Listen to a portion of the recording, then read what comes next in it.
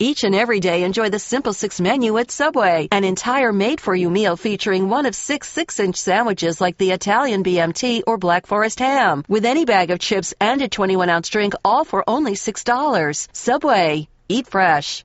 The BS Report is a free-flowing conversation that occasionally touches on mature subjects. The BS Report. The BS Report with Bill Simmons. Welcome to the BS Report, aka Summer Beard Club. If you're listening, you can't see our summer beards.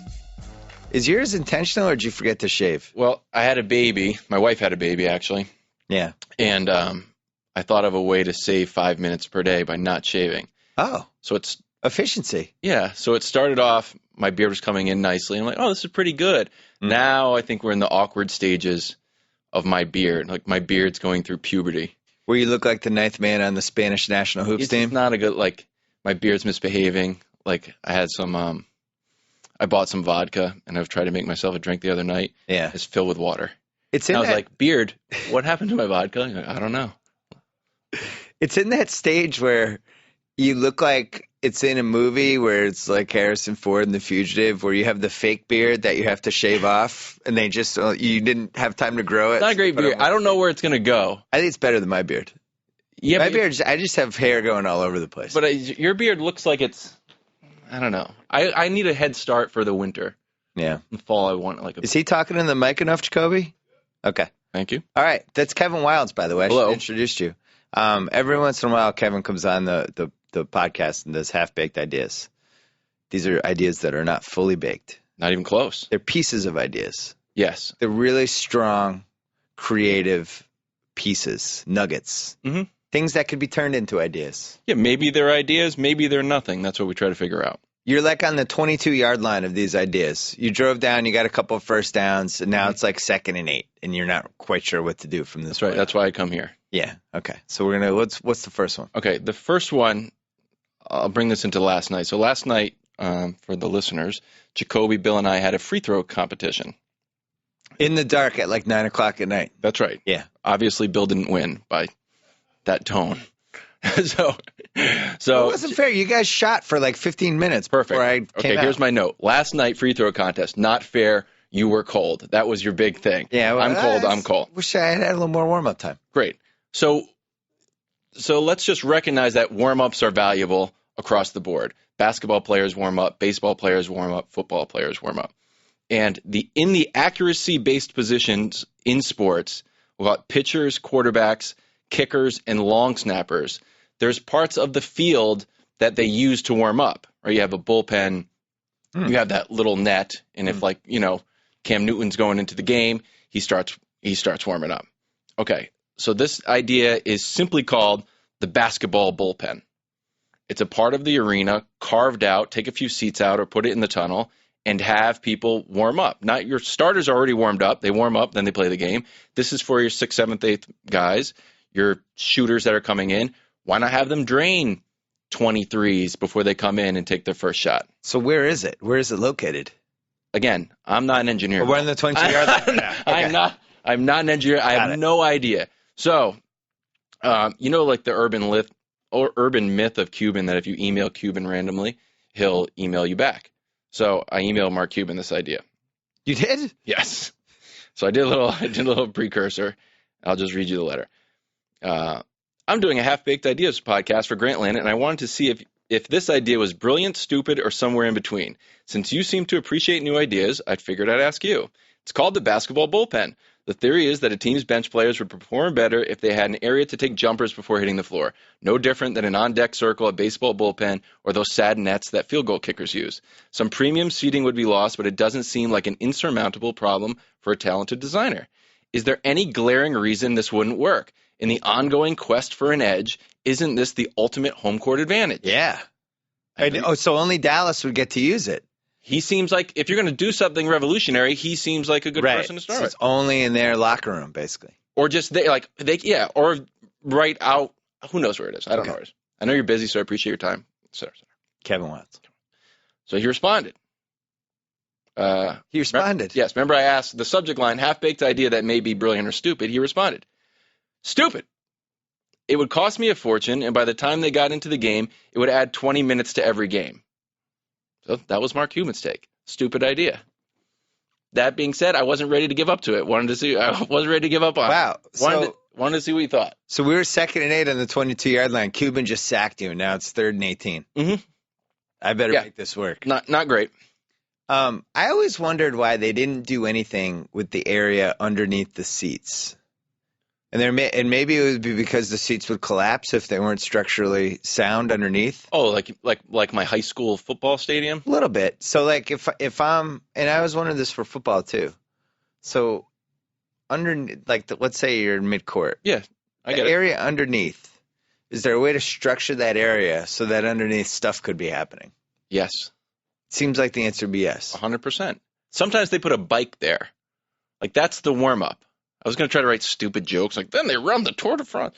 But if you're going to warm up or you need to rehabilitate, I guess, before you go into the game, like, go ride the bike. No, that's the silliest thing in the world. Just put a little hoop there, have them take a few jumpers.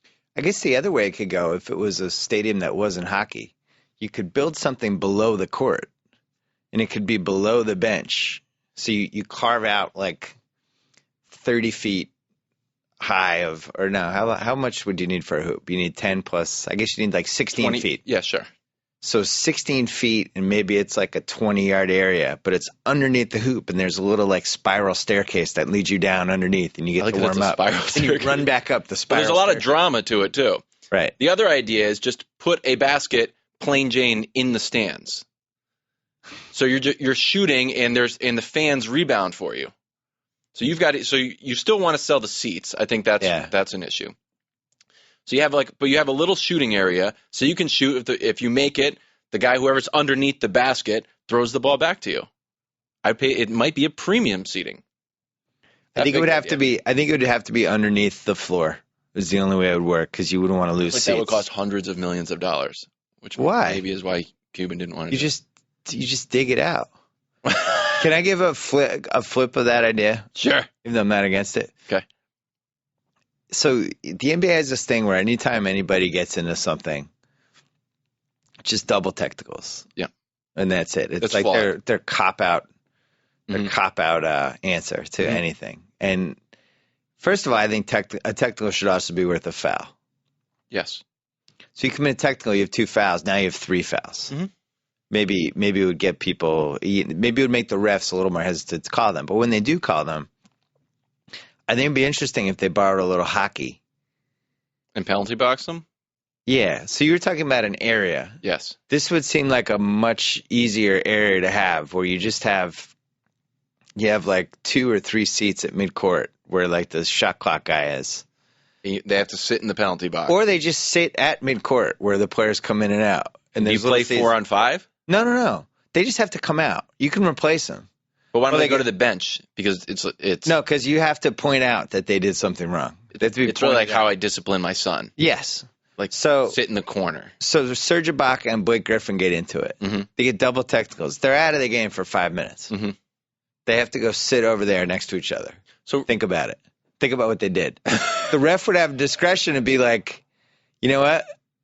That was actually a 10-minute. You have to sit out for 10 minutes for that. I didn't like that elbow you did. I'm not going to throw you out, but you're out for 10 minutes. 10 minutes of game time. Now you just sit there, and Serge is just sitting there like this. Like, and you're just getting cold. Just getting cold and feeling bad and feeling like he's been singled out. It's like getting sent out in the hall in like elementary school. Okay, I'll buy that. I mean, it works for hockey. I don't know why it's because you're supposed to jump back on. Why don't they just send them to the bench in hockey? I don't know the root of penalty. Because they, 2 reasons. One, they want to make sure somebody doesn't sneak back on the ice. And then 2, they kind of want to single them out. They want to feel like the guy's been punished. It works in hockey. We can learn a lot from hockey. Okay. The other thing we need to learn from hockey is just a better trophy. This is that is a wonderful idea. I hate the Larry O'Brien trophy. I hate it. Well, okay, let's slow down. Awful. Let's slow down. It's Larry not O'Brien as good. Trophy sucks. Okay, everybody, cut the podcast. Sucks. It doesn't. No, it doesn't. Sucks. These guys, they are holding it up. They don't know if they're going to drop. The World Series trophy and the NBA trophy are the 2 worst trophies. The football trophy, at least you can hold up like a deer's head. I like the idea of a legacy trophy, that it just gets bigger and it has a championship belt feel to it. And the same Stanley Cup that they held in the 1950s is the same one you're holding, where the Larry O'Brien trophy, it feels like they make a new one every year. Oh, they have a bunch of them. It should be a half of a ball. It should look like a hoop with a little backboard and a half a ball, and you should be able to drink out of it. Well, drinking out of it is the main thing. Yeah. What do you think about the World Cup trophy? I drank out of the cup this summer. You did? I did. That's cool. And so did my children. What was in the cup? Your kids drank beer out of the cup. Sparkling cider. It's amazing. That's a great story. Yeah, it was good. It's going to be a good Christmas. Wanting to drink out of the cup wanting to drink out of the trophy makes total sense. I'm 100% on board with that. Also, you get to put things in the Stanley Cup.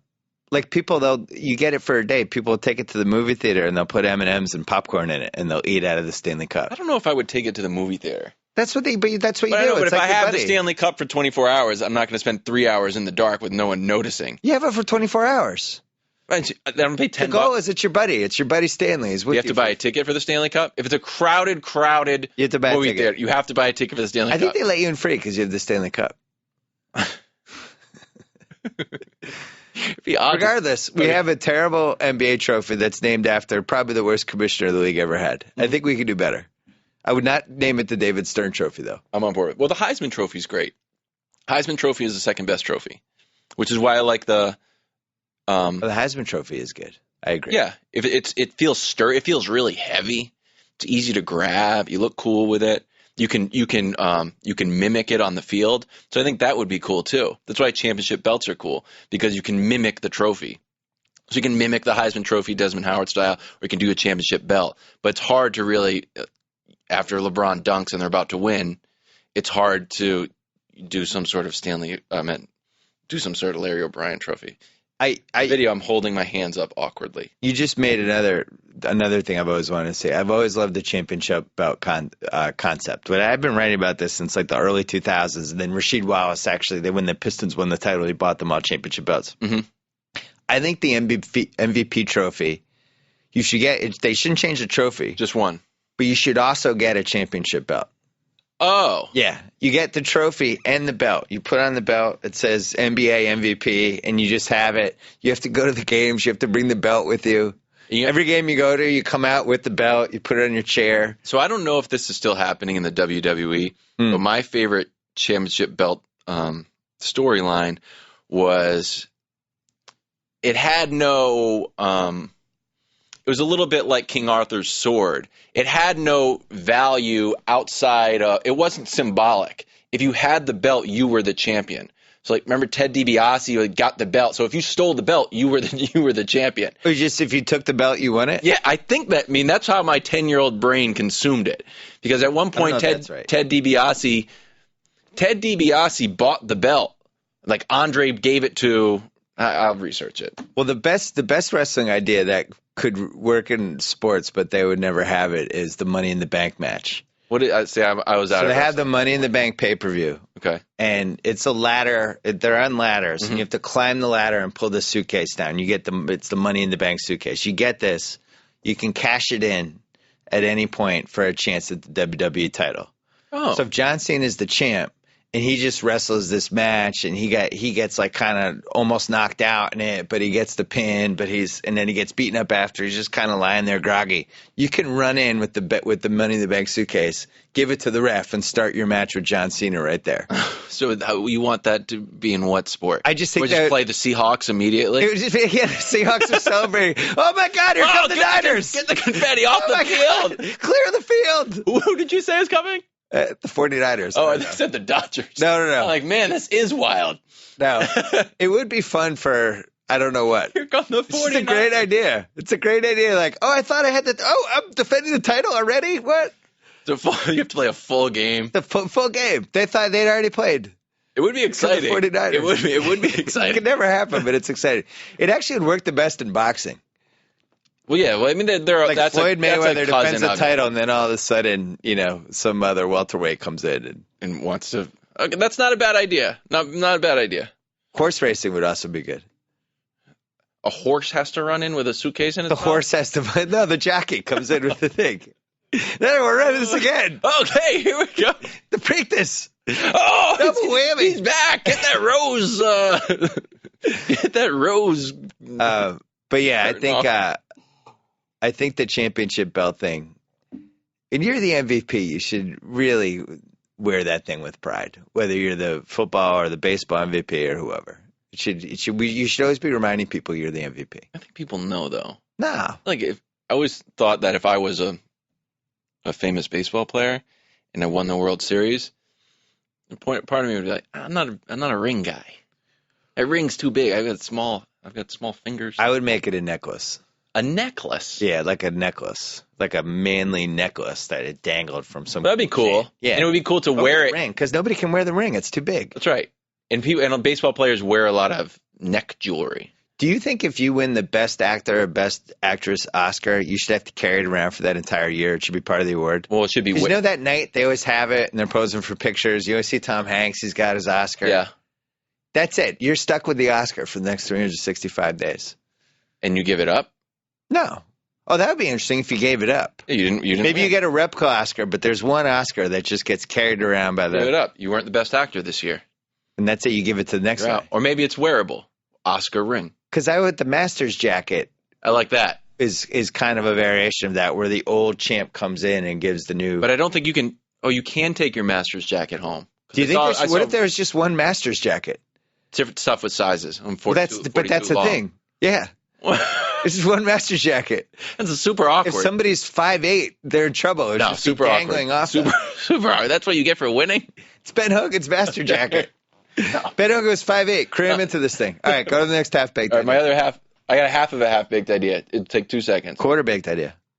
I just wrote, for Shark Week, Discovery Channel should hire this acumen thing, an all shark-based business episode of Shark Tank for Shark Week.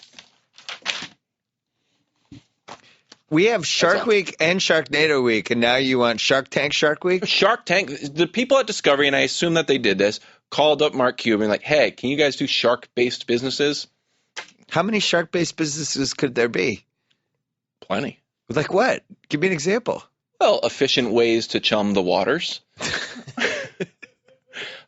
Different cages. I'm sure there's cage technology. Shark tooth necklaces? Yeah. Apparel, fishing trips, the soundtrack of Jaws I think you could do a lot with. Shark bite scar medicine? That's right. You have a scar from a shark bite? Mm-hmm. Like a Mederma type of thing? Sure. I think there's plenty of it. But, I mean, it's an entrepreneurial country. Okay. This next one, we've got an audio-visual element to it. Wow. I saw this online, and I loved it. And some people wrote about it. It's not my idea by any stretch of the imagination. I just felt like it wasn't talked about enough because it's the most brilliant thing I've ever seen in my life. Okay. This is a clip of the D-League Select Team versus the Hawks. My understanding of it is they were tied after one overtime, and there is no double overtime. The second overtime is sudden death. So this clip lasts for 30 seconds. This is sudden death. First team to score wins. And it's wonderful. Spoiler alert. It's wonderful. Okay. Okay. Sorry, audio people, you can't watch this, but you can listen. Atlanta needs a stop to stay alive. Lockett is in the paint for the win. Doesn't go.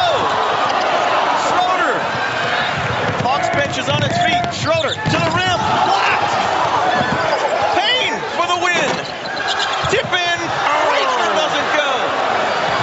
Davis is tripped up. Oh, that was a foul. Schroeder runs it down and Ebex wins it for the D-League. To me, so I counted 5 oohs and ahs during 30-second clip. Is that the best possible clip that they ever could have had for that scenario, though? I don't know what's happening. I was just so excited. I was almost too stressed out. So we don't need double overtime. How long is double overtime? 5 minutes? Who's ever been against double or triple overtime? Me. Sudden death is better than overtime. Sudden death is the best of everything. Everything's sudden death. Sudden death overtime. Sudden death. The marketing of sudden death is amazing. And you already get one overtime. Or if you want to make triple overtime.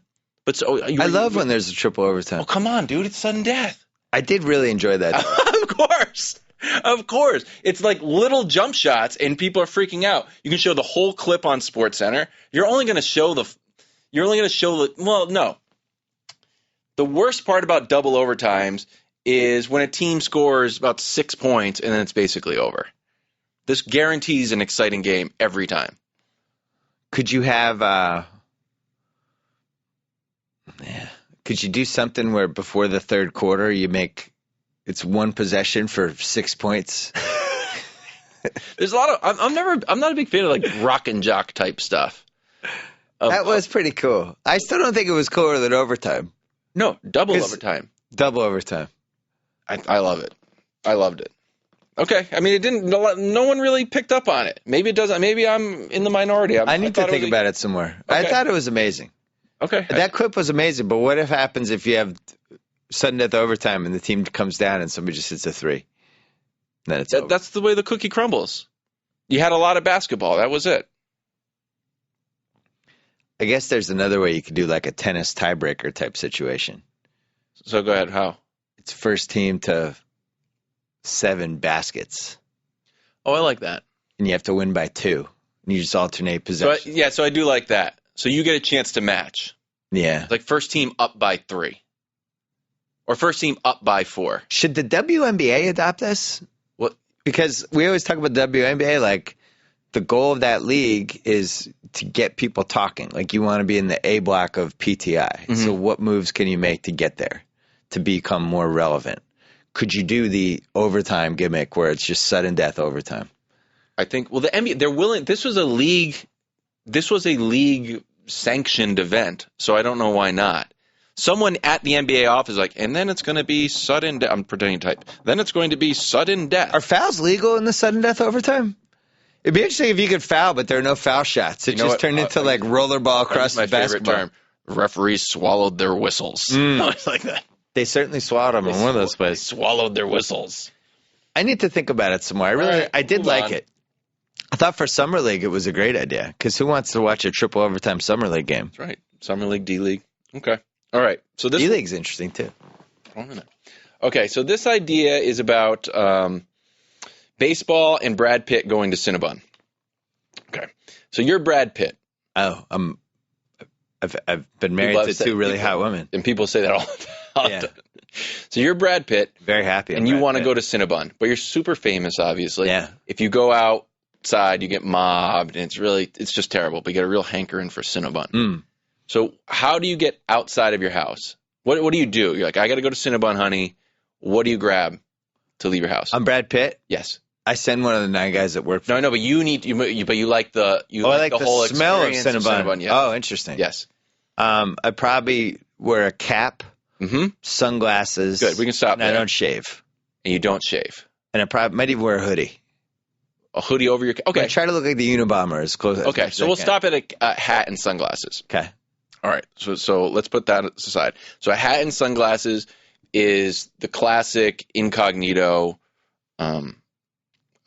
outfit. Right. Right. And then I saw this tweet around the All-Star game from Fox Sports 1's Twitter. It said, LeBron has 13.4 million Twitter followers. The entire collection of MLB All-Stars has 7 million combined. It's shocking. True? It's shocking, right? Nobody wants to hear tweets from MLB players? The entire team. So I'm like, this seems amazing. So I did some quick research, and like Puig had like 150, and Jeter doesn't have Twitter, which kind of throws it off. But still, I'm surprised because he could get some good hookups from the DMs on Twitter. Derek Jeter. I think he's doing all right. Just follow people. He's doing okay. All right, so then it's like so there's 2 things. The third part of this is every Red Sox fan at one point or another has had that conversation out loud. Like, oh, Dustin Pedroia, didn't know he was bald. Been watching the Red Sox for a while. You get to that at some point with Dustin Pedroia. Didn't know what he looked like with his hat off. So the idea is no hats. Just for one game. One game. Okay. No hats, no sunglasses. Just go out there. Go out there with your normal hair. Hang out in the outfield. Okay. And I just want to see what happens. Just want to see it's worth a shot. Just one game, no hats. What does this have to do with Brad Pitt and Cinnabon? It was. I was laying the groundwork. I needed you to agree with me. Here's how the half-baked ideas work. I have to build consensus at the beginning. Yeah. And then I take you off into a real world. And then I have to force you into a corner. Like, oh, geez, I guess I already agreed with this. So you reverse Brad Pitted Cinnabon me. You never answered the question of how Brad Pitt gets to Cinnabon, though. He doesn't even like Cinnabon. I'm just using it as an example. No, you already sold me that he liked it. All right. The reason why baseball players are not as popular as LeBron is because they're wearing disguises most of the time.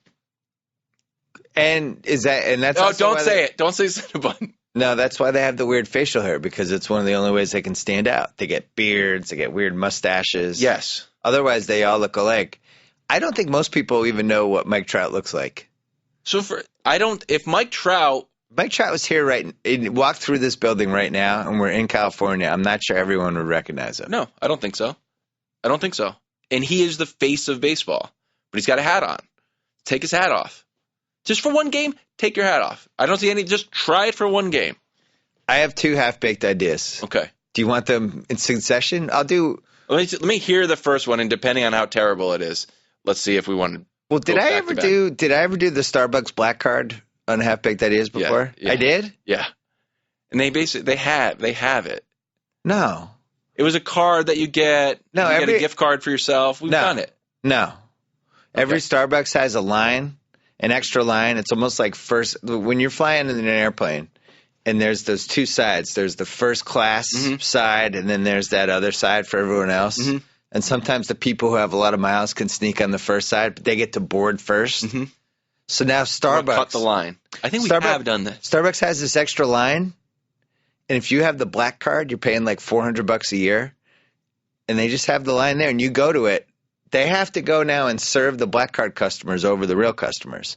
And the reason is in the airport, if you're ever in an airport between 6 and 8:30 in the morning and everybody wants coffee and everybody's like ready to kill each other, and it becomes like the train in Snowpiercer with the people waiting for the coffee. Okay, yeah. 25, 30 deep. And I've never been in that line and not said to myself, I'd pay $25 for a coffee right now. I just want to get out this line. I just want my coffee. But now if I had the Starbucks black card, I just skip all these people, all these angry, uncaffeinated people, and I just put my black card down. And they'd have to serve me right away. And then I'd walk away and look at everybody. So part of the half-baked idea is I try to bring joy and happiness. There's just that idea doesn't come from a good place, dude. It comes from a great place. It doesn't. It like does. At the end, why are you like, hey, look at all the people. I added that just for fun. No, you'd probably be super embarrassed as you were doing it, but I don't think there's anything worse than when your body's ready for coffee and there's a 20-minute wait on top of the moment when you thought you were going to get the coffee. But I might need caffeine more than other people. I think the answer for you is just caffeinated gum that you carry. If I ever get in a fight, like at a public fight with anybody, just assume it's at a Starbucks in an airport at like 7:40 in the morning. So I think they'd be like, Simmons arrested for punching somebody. I'd be like, oh, the Starbucks airport finally got him. So I would take an optimistic view to this, a glass half full view of humanity, and your fellow Starbucks patrons, and not bring in Snowpiercer. So I think that everyone has been where you've been. Yeah. At that point where you need coffee, you're going to break. And I almost think it's like a line in the bathroom, just like, hey, and like, you know what? Go first. So I think that if you just tried next time you're freaking out, just go to the front of the line and just tell everybody, like, hey, everybody, there's some Starbucks code word, like, I really need it. And like, people would understand. Like, totally get it, dude. Ask me this question. Totally get it. I would let you cut me. I'm like, oh, it's like, you're like, hey, I'm going through it. Got it, man. Get in front only. Everyone would be like, been there. Ask me this question. Okay. Have I ever cut the Starbucks line to the front where somebody was about to buy coffee and offered to buy them their coffee and gave them my card if they also put a venti bold on their order?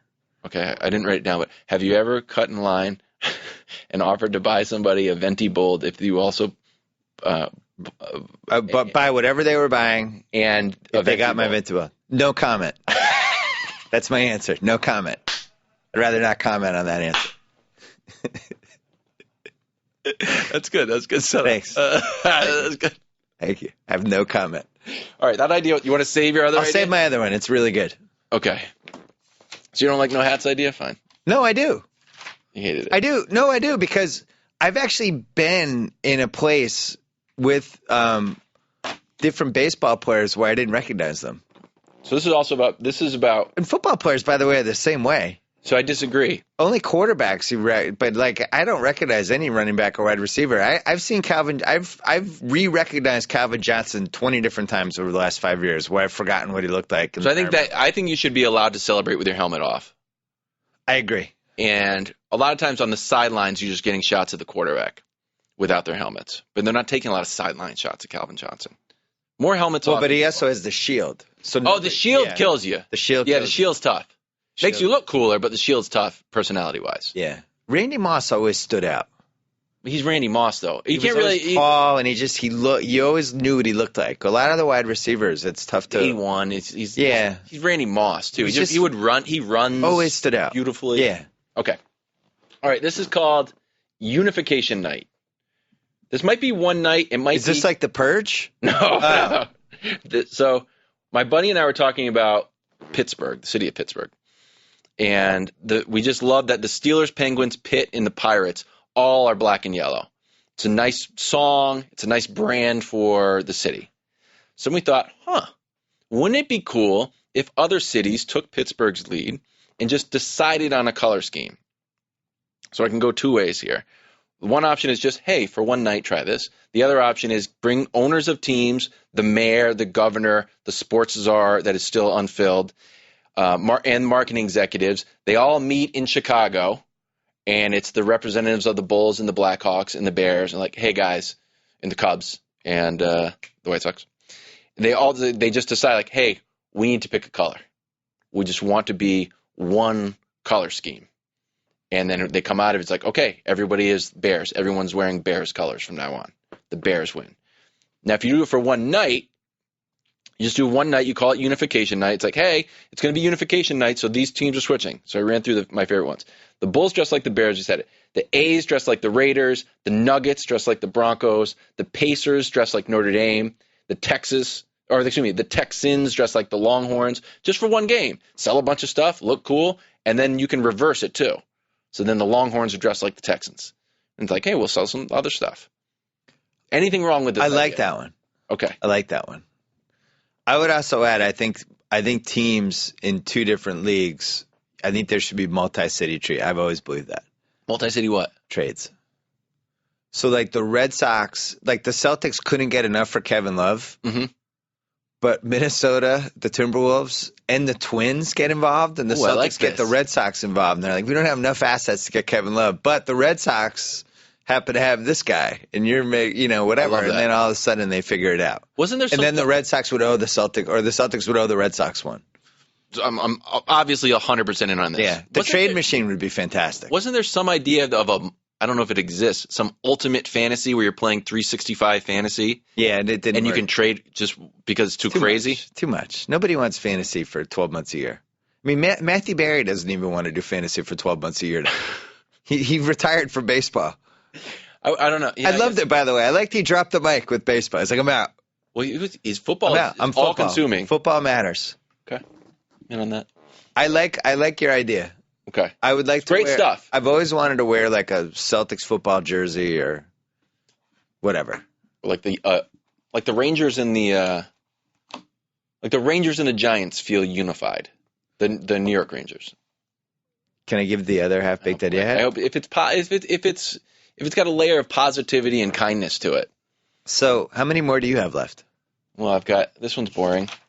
I'll just do this one. One's terrible, and then I have 1, 2, 3, 4, 5. Oh, I'll save mine. These are terrible though. Keep going. This one's fast. J.J. Martin, who does Game of Thrones. I saw some. George Martin? Is that his name? Where did I get? J.J. Abrams. Oh, J.J. Oh, come on, Wilds. Step up. George Martin. What a loser. Isn't it like George J. Martin or something? I thought there was a J involved. There might be. Okay. George. The Game of Thrones guy? Yeah. The Game of Thrones guy? That guy. Who got mad at everybody who thought he was going to die before he finished the series. That was one of my favorite stories of the year. I'm not going to die. I will finish the series. The Game of Thrones guy was doing some Q&A, and I don't know where it was. I tried to find it, and I couldn't find it. And they asked him, like, oh, what about sports? And he said that he'd like to see ice football. I said, ice football? That seems silly. And the very next line in the Q&A, he says, they've got field hockey. I said, oh, yeah, sold. Makes sense. Short idea. Like it. Iced football. Ice football. And he says it makes sense. Dude, he's the Game of Thrones guy. That I don't even know his name. People cut each other with the skates? Half-baked idea from the Game of Thrones guy. He said field hockey works. Ice hockey, field hockey. Sure. Football, ice football. That's the same guy who built an entire show about a brother and sister who sleep with each other and create an incest king. Very popular. Yeah. This idea stinks. Let's do your idea. You're bailing on your ideas already? This idea, it's like, this is not even this is a third of an idea. All right. Well, take us to like at least our own 35-yard line. You'll see where Let's try to get to midfield You'll for see field where position. it peters out. Okay, let's get to field position at least. Okay, let's just start driving. Get out of our own end. All right, here we go. Just do a little 3 Throw yard. a little swing pass. Just 3 yards. Okay. So you know those mugs that say world's best dad? Yeah. I look at it and think, someone's probably the world's best dad. Oh. Someone is. I don't know who, but I'm in the running. Like, maybe it's me.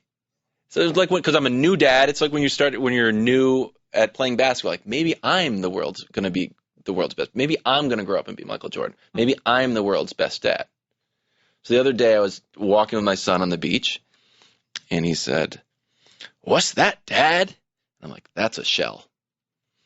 And we walk a little further, and we see something totally different. Totally different. Looks nothing like what we just looked at. And he goes, "What's that, Dad?" And I go, "That's also a shell." And he looks up at me like, "Do better." Like, not good. Like, got to know the names of the shells. Got to know the names of the shells. So at that point, I realized You had to do better. and I'm out of world's best dad. Like, I'm out. At that, I'm no longer world's best dad. I can't even identify. You lost your world's best dad chances. Right away. So the idea for world's best dad is sort of like a Miss Universe type contest. Starts with an online questionnaire of things like that. Like, what's this? Like basic questions your kids would ask. There's also age groups. So you have to log on and you have to say, what age group are you in? Like, I'm in like 0 to 3. And there's like 4 to 7. Like, you're in a different age group because you got different dad stuff going on than I do. And then the first questions are The illegitimate kids? What are you talking about? Sorry. the kids are older than mine. My kids are legitimate. So we read a lot of Goodnight Moon, and there's going to be someday, and I've researched this now, of like, I got to be totally buttoned up on the phases of the moon. So when he asked me, like, "Hey, Dad, why does this moon look like a crescent today?" I just want to be buttoned up with a simple excuse. Like, I know how the phases of the moon work. Right. But I feel like when I explain it, he's going to look up at me like, "Dude, you don't really know what's going on here with the phases of the moon, do you?" Like, ugh. Or why does the ocean, why do the waves come Tides? up and then come? Yeah, the tides. Why do they come up? Why do they go back? That's another kid question. So there are a whole bunch of generic kid questions. Yes. I think I would do okay on the tide thing. I bail out on the shells thing, but I do okay on the tide. So there's an online questionnaire, and that eliminates people. Then there's some sort of like probably physical, like build something, like guys who can build tree houses. I can't build a tree house, so I'm out. Then you start to just whittle it down till you have this guy stuff would be tough. who is just like the world's best dad. And like, you're the world's best dad. You're like the LeBron character that we should Would the all guy have to have a aspire job, to. or could he be like a Mr. Dad?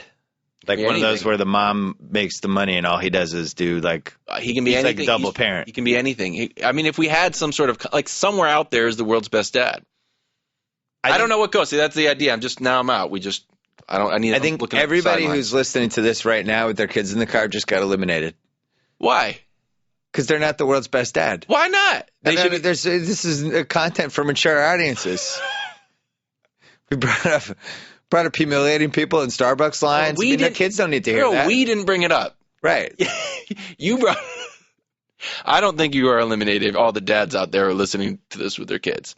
So I don't know. Some sort of questionnaire, then some sort of physical contest, then some sort of American Ninja thing at the end where the guy wins, and then you're the best dad. It's not a great idea. It's fine. We can go to your idea. I really like that idea. Okay. That was my favorite idea you've come up with. Because Really? the kid questions would be really every kid has the same questions about the same things.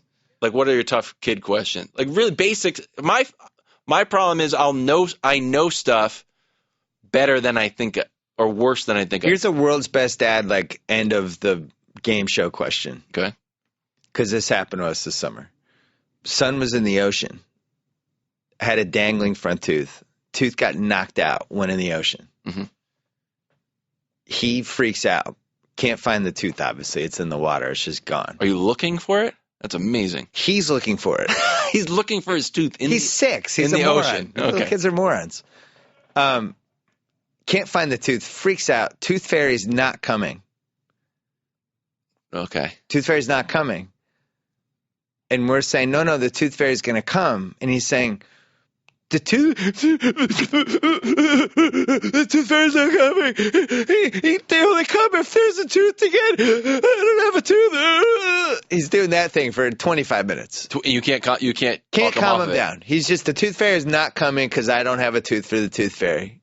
Tooth fairy's not going to show up. Okay. And we're Tough trying spot to explain to him, no, actually, tooth fairy's going to show up. The tooth fairy is very understanding fairy. That's what we said. And Okay. he's like, no, but that's not the tooth fairy only comes for the tooth. I don't have a tooth. He won't come. Or she won't come, whatever. I can't remember.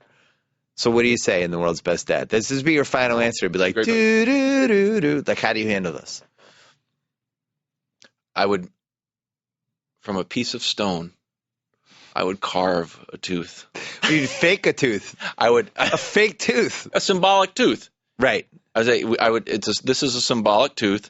Let's put it under and see what happens. Let's roll the dice. I bet the tooth fairy would love this. Good answer. I don't know if it's the best answer. I think The World's Best Dad would actually pull out one of his own teeth. That's the answer. Pillow. That is the answer. How do you top that? That is the answer. What is it way back? Here, have mine, son. Yeah, you do. That is the answer. You know, it's like Google. It's like those that Google questionnaire. Yeah. To work. You know what we actually did? Pull out your own tooth. No, he cried himself to sleep, carried him up, put him in bed, and then when he woke up, there was a $10 bill under his pillow. It was like, oh, he showed up. Oh, fantastic. Pull out your own tooth. That's great. So I like that. That would work. It's also a TV show. It could be a TV show. Yeah, that's great. You're giving scenarios, things like that. And then we're trying to come up with things like, wrong, you pull out your own tooth. And it's like spelling bee, like, bing. The correct answer was, you pull out your own tooth. I have a story. This is a true story. Okay. So my son, who's a lunatic, wrote a whole letter, put it in a bottle, and threw it into the ocean. About his tooth? And the letter was like, I lost my tooth. He spelled it T-O-O-F. Mm-hmm. He's 6. I'm not totally worried that he spelled a tooth. No, it's fine. But he's like, dear whoever finds this, I lost my tooth in the ocean. I need it for the tooth fairy. If you find it, and he put his address. It's wonderful. So, he didn't put his address. He's put my wife's phone number. Did you cork the bottle? So Cork the bottle, throws it in. He's throwing it in for 20. He's like halfway in the water, throwing it to make sure it doesn't. Finally gets it over the waves. 3 weeks pass. Some lady calls. Found the bottle. The letter was so sweet. What is your address? Now, if you're my wife, what do? Do you give the address? Yes. Okay. So she gives the address. A couple weeks later, this package shows up. It's a framed letter. It's a framed thing of my son's letter. She framed it in like this super nice frame. Included was a card that had the tooth in it. Wasn't obviously the tooth. It was her tooth. Wasn't her tooth. She allegedly had 4 boys. I'm not saying allegedly. I actually trust this lady. Of course, she's the most wonderful lady ever. Kept all the kids' teeth, you know. We keep our kids' teeth too. Yeah, sure. After the tooth fairy allegedly takes them, but it doesn't really. So she took one of the teeth from her 4 boys who were all grown up, and put it in the envelope and was like, "I found your tooth," and framed the letter, and it like made my son's year. It was the happiest I've ever seen him in my life. That's a wonderful story. Then he goes, takes the tooth, puts it back under the pillow. Oh. And double dips on Tooth Fairy. You got to give him the $10 at that point. And we have this framed letter in our house now of his letter to the Tooth Fairy. In general, messages in bottles. Yeah. Has there ever been like, oh, I put it here's a terrible story about a message in a bottle? They're all wonderful across the board. Is that I'm like just going to throw something in the water as soon as I get home? I'm going to go and put a message in a bottle and throw it in the water. Couldn't that be like a BuzzFeed column where it's like they have that little photo essay that makes you either feel sad or happy or whatever at the end? We could actually do a BuzzFeed photo essay of the journey from – because we have a picture of him sobbing hysterically after he lost the tooth. I like to take pictures of my kids when they're crying for some reason. It's a wonderful story. Yeah, no, but then the final arc of him with the tooth and he's so happy. Yeah. That's a great story. That's a great story. The nicest person probably in the planet right now. This lady. I'm gonna put a message in the bottle and throw it in as soon as I get home. I don't even know what it's gonna be. Yeah, it's gonna be wonderful. They always work. was a movie that I don't know if didn't they work. always work. I don't It's a know. movie I don't know that what the didn't- hit factor is. Well, on what's- messages in the bottle. What's the worst thing that could happen if you throw a message in the bottle in the water? A seal eats it. That's I think you need a big wine seal bottle. eats it, then a shark eats it, and then It's just great, though. anyway. All right, keep going. That's a small idea. Yeah. It's just a show. It doesn't go further than this. It's just I think my dad's a great arbiter of I really liked World's Best Dad. I think we could sell that. Okay, good. Yeah. This is another show. I think my dad's a great arbiter of taste, and what he likes are hits. So I was just thinking, what type of show would my dad love? And I came up with this title. And that's all. Man, check out this hardware store. That's it. It's like a diners and dry. Like, hey, here we're in Topeka, Kansas, and man, check out this hardware store. You're not watching that? I actually had an idea once for Senior Citizen Grantland for my dad. That's good. Just bigger font. It's like a 62-year-old Andy Greenwald writing recaps of like Blue Bloods and CSI, the shows my dad watches. That should at least be a vertical. And like articles about these guys are so selfish now. And like those kind of things, like the arguments you have when you're a 65-year-old sports fan. What are the Celtics doing? I hate rebuilding because my dad hates rebuilding because he's 65. It's like at that point your clock's on, and he's like, all right, let's say we rebuild in 3 years. I might not be here in 3 years. I'm 65. Like he wants to be now. You'll be there. All right, well, and then I have to have an argument. I'm like, you're 65. You're gonna live till you're 85. Gotta rebuild. Senior Citizen Grantland. Just do it. Just do it. Guys who were better in my day than right now. What's a Euro step? My day they called that traveling. Person of interest recap. Old Andy Greenwald is great. Old Andy Greenwald would be phenomenal. Old Andy Greenwald. Should I hire like a 65-year-old Andy Greenwald? Randy Greenwald here. I don't understand Game of Thrones. Why is there all these nudity? What is this? 30 Rock. Nobody laughing. All right, this is decent. You know what they don't have these days? Dick Van Dyke. Not bad.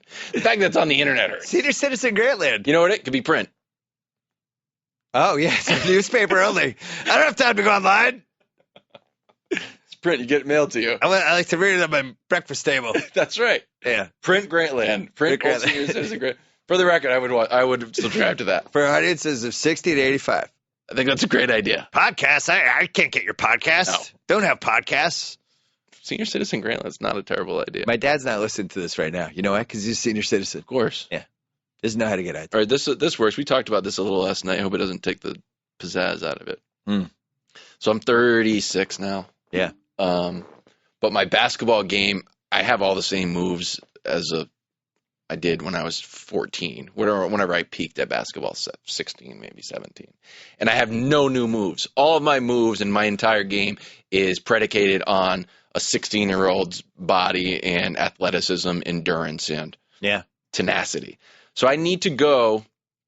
Maybe I'll just start this camp, like me, Akeem Olajuwon, and like Kareem. Akeem Olajuwon's always involved. He's ready for a camp. Like, guys, I want to teach people my moves. No one can do them. He's been running the camp for how long?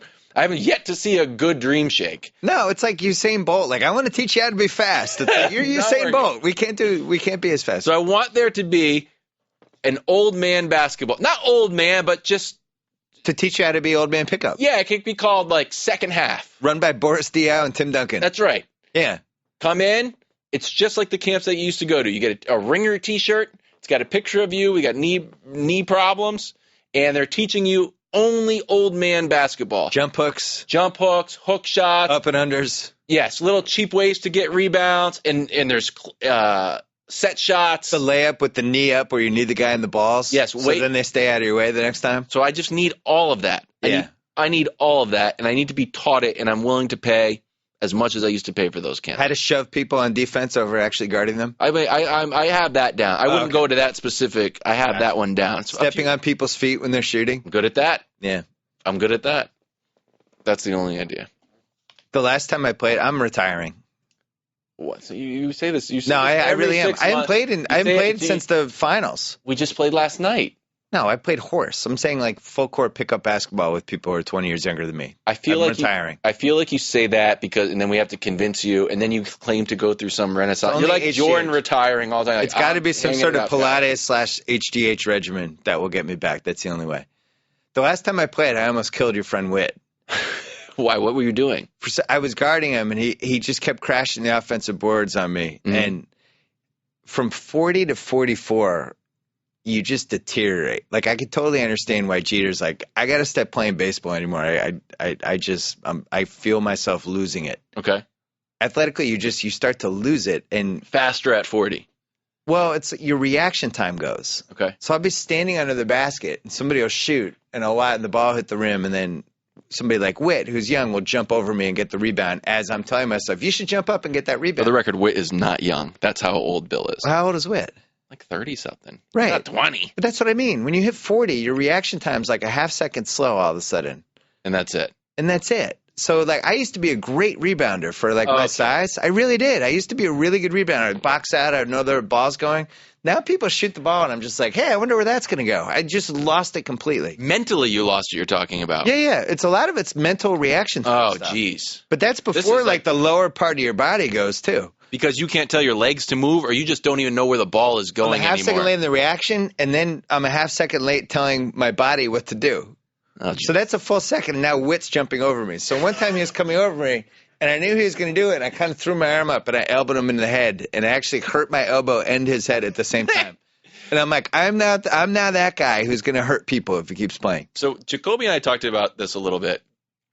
Basketball kicks you out at around 40, 45. Occasionally there's old people playing basketball, but everyone who gets up in age, like, I got to quit basketball. I got to do something else. It's time to, because you don't want to get hurt is the biggest thing. So or you don't want to hurt somebody else. Is there a sport like baseball to softball where someone said, we just need new rules so old people can play? We got to make the ball bigger. We got to get rid of the grass on the infield. 17-footer is worth 4 points. Or just the dimensions need to change, or the very construct. Softball's got an extra guy in the outfield. Things need to fundamentally change so you can be old. I'm glad you mentioned this. Oh, sure, good. Because you know how, like, my daughter's in a 9 under or now 10 and under club soccer team, right? Yes, and she's good. Nobody under 11. If you're 11, you can't play in her games. Mm-hmm. Because the thought is people evolve and they grow. Yep. You see this in Little League. Like my buddy Gus's son, Jack, was just almost won the 11 and under title in Southington. Mm-hmm. Now next year they're going to go to Little League and try to make it in Williamsport. Awesome. Then 13 becomes Babe Ruth, and you just kind of grow. You go to high school, you go to college. Yeah. But there's no Benjamin Button type reversal the other way. What? Like when you turn 40, like, I'm playing with 20-year-olds and 18-year-olds, and I'm 44. You're saying it's a 40 and over league. I'm saying it should be reversed, where it's like I should only be able to play with people who are 44. So there's it's like reverse Little League. It's like art going the other way. It's like, only 44-year-olds. Next year I go to 45. I just play 45-year-olds. Next year's 46. It's just me and other 46-year-olds. So I played in a So right now you'd be in a 36-year-old league. I would like, but here's the problem. Only people who are 36 are in the league. So there's it's a counterintuitive thing here. I played in like a 30 and older soccer league. Yeah. And I'm thinking, oh, great, 30 and over, like a bunch of old people. So it's slow. The problem is if you're still playing soccer at 30 plus, you're really into soccer and you're really good. And you're in shape and the whole thing. Where if you play in the regular league, you'll get 23-year-olds who've never played. They're just like, well, I'm an athletic kid. I'm an athletic 23-year-old, and I'll just play. And they're not very good. They're just kind of fast runners. Or they were drunk the night before. They're like, yeah, I'll show up and play. I'm a 23-year-old kid. Everything is great. I'm never going to die. I feel beautiful. But the 35 and older or 30 and older, these guys like, yeah, we all played at Rutgers together or whatever. Like, these guys are really good. They're kicking the ball very, very hard. It's a little counterintuitive. But I like the idea of just going up in age. I'm 100% in on that. I just think it should always stay, the league should always stay before 15 and after 40. It should just be year by year. Yeah, I'm in on that. It feels like you should be able to do that with an app. Like any 44-year-olds around that want to play basketball? Birthday has to be October 1st. Sorry, September 20th. You're out. Oh, sorry. We go by month. Yeah, you're in the 46 league. Oh, yeah. Right. Well, do you have another idea, or that was it? I have one, actually. All right, go ahead. I got a bunch of these are no good. Mine can wait. These are pretty good. Okay. This one's pretty good because I thought of this during the ESPYs party. The ESPY's after party was at some giant mansion in Bel Air. Mm-hmm. The only way you could get there is there was this drop-off point. You get dropped off, and then these shuttles took you to this mansion. Mm-hmm. And it was like this Real Housewives ridiculous mansion. It was like an Entourage episode. Not my scene. I'm too old. Although I did enjoy myself because they had beer. Now, if they had an ESPY's after party for just 44-year-olds, that would have been awesome. Like, hey guys, want to talk Blairburn? Hey, let's go look at Diane Lane.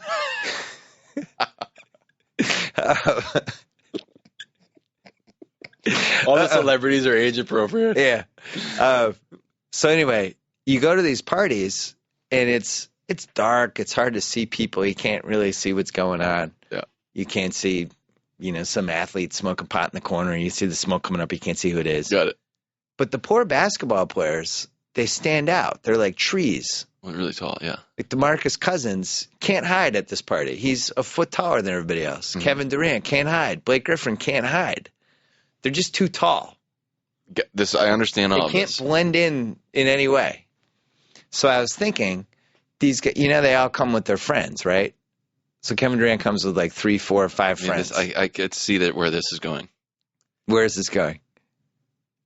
Basketball player specific parties where everyone has to wear stilts to make them. No, it's entourage, either lifts or stilts or whatever. So Durant comes in and his friends are like 6 feet, 6'2", whatever.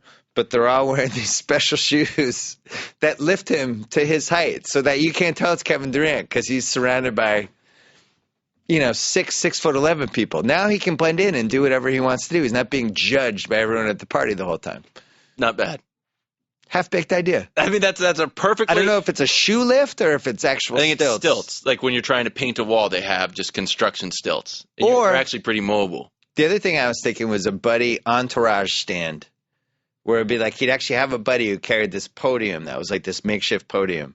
And they would like it would be like easy to whatever, but then when you pull it out and it's like, and 7 by 10. Yeah, and everybody just stands on it so he doesn't have to stand out. I'm surprised more people don't wear stilts, period. Yeah. Like, you ever just been a little bit, like, if you ever stand on a stool, just a tiny little stool, just maybe 8 inches off the ground, like, wow, it'd be great to be this tall. It would be great to reach so many things. It'd be really fun. This is why all NBA players, all the older guys, a lot of them have bad posture. Because why? Because when they're at things, they have to slump down because if you stand up, you're just like this tower over everyone else. So they're all like kind of hunched over, like trying to hide.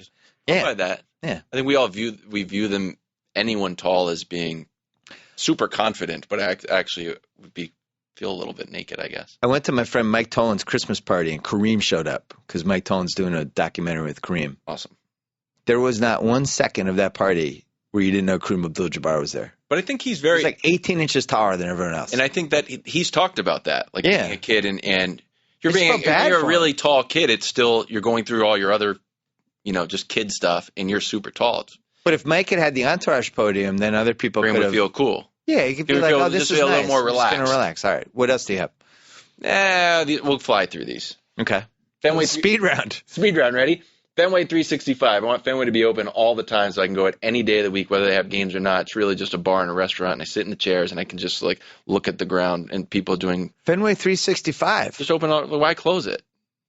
Yeah, why close it? Why close it? I guess for health risk reasons? What's the health risk? Security? They could keep, like, one section open. Just keep it open. Keep that open. A few places where I can get hot dogs and a few bars. I'm going to go up to Boston, see my brother. If the Red Sox are on the road, I can't go to Fenway. Let's just go. It's just like Central Park. Go, sit down, have a beer, have a nice conversation with my brother, leave. Give them $30. I'll pay $3 to get in. Fenway 365. I actually said this to somebody. This plays along with an idea I had once. Nesson always tries to have these programs for when there's no Red Sox games on and they're all terrible. They always get canceled. I think they should just put security cameras all around Fenway.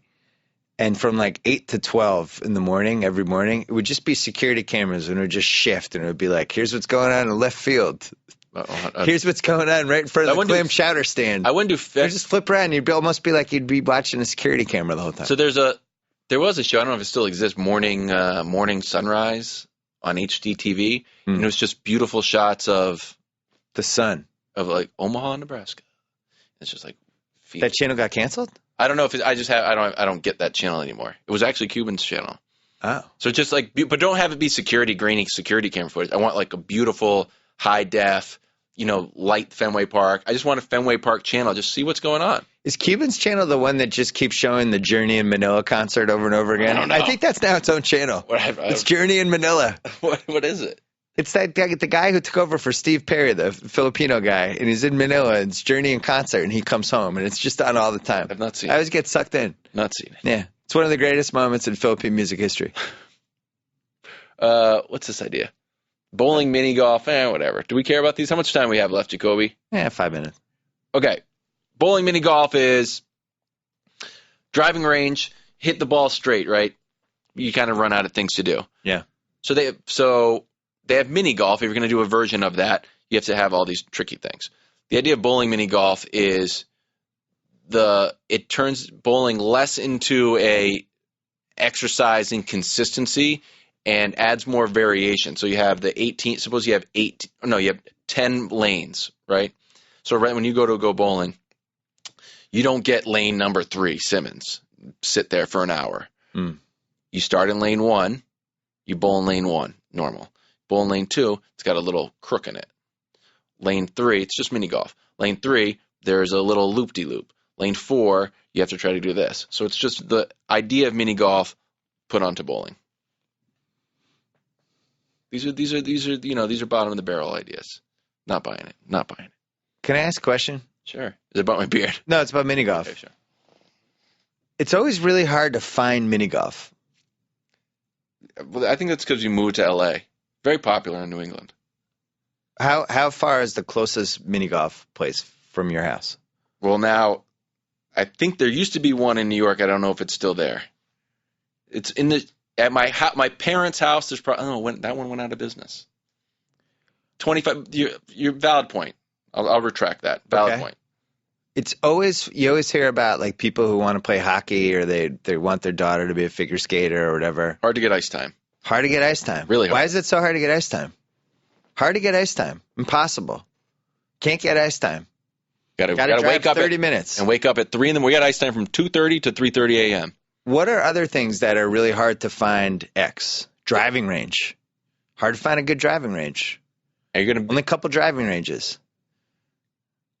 I'm saying you create these complexes. You franchise them like Starbucks, and it's like you have a hockey rink, but then there's a miniature golf course, and then there's a driving range. It's got all these things, and it's compact, and it's and the goal would be, like, first of all, there should be more hockey rinks. Definitely. There should be more miniature golf things. Yes. All this stuff should be in the same place, and it should be franchised out. We should have a glut. There should be an article in USA Today about how we now have too many hockey rinks. We've gone overboard. That article's never happened. It's always about how we don't have enough. Half-baked idea. I don't know what 10 things would be in that complex, but the complex should exist all over the place. Oh, 100% in on that. Okay. None of these things. These things stink. These ideas are terrible. Half-baked ideas. Bails out at the end. World's best dad. It's not terrible. These ones don't deserve the light of day. Your son has red in his poop. What do you tell him? Do, do, do, do, do, do, do. Beets. Yeah, you tell him it's beets anyway. The answer is you always tell him it's beets. Probably beets. And if it actually might be something else, you quietly confer with your wife about what to do. You gave him beets. You say, right? You eat beets? But I didn't eat beets, Dad. No, yeah, you did. You ate beets. You did. We had beets before. I didn't tell you. You know you ate beets. Yeah. All right. World's best dad. Starbucks black card. Mm-hmm. Entourage podium. What else did we come up with? I don't want baseball players to wear hats. I can't remember all the things to recap. I wish I should have written them all down. I've got them down. I'll email them to you. Kevin Wilde, it's always a pleasure to see you. Thanks, buddy. Beard Club is adjourned. So I get to sign off. Whoa!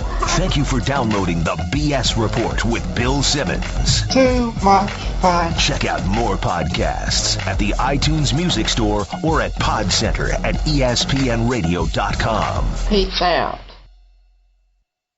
Geico presents Strange Savings Stories. Astronomers detected an interstellar transmission. It stated, Geico, 15 minutes could save you 15% or more. The implications were staggering. Was the cosmos telling us we could all save hundreds on car insurance with Geico? Or did their radar merely pick up a signal from the nearby Rufus and Clyde's morning show? We may never know. Geico. 15 minutes could save you 15% or more on car insurance.